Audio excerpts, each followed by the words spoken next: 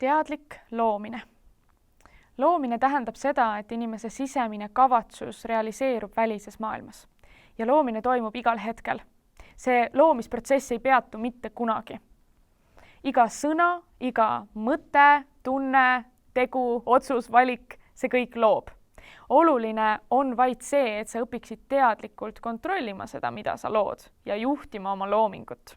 Ja selleks on hästi oluline treenida oma vaimu, et see looks ainult seda, mis on sinule suurepärane kogemus.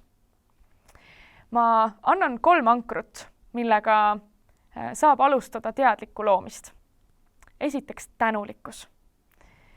Kui sa keskendud tänulikkusele, siis see kasvab.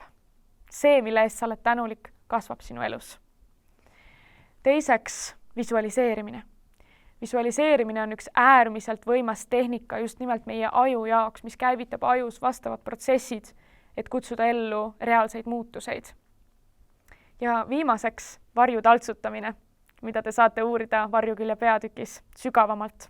Sest kui me oma varju ei taltsuta, ei teadvusta, siis vari lihtsalt pulbitseb jälle ülesse ja rikub selle loomisprotsessi ära.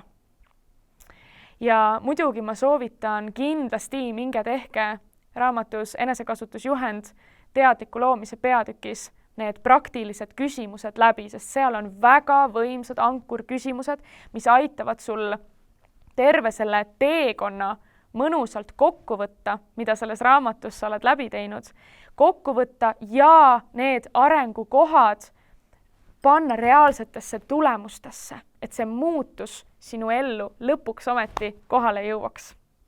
Ma soovin teile imelist teekonda enesekasutusjuhendiga.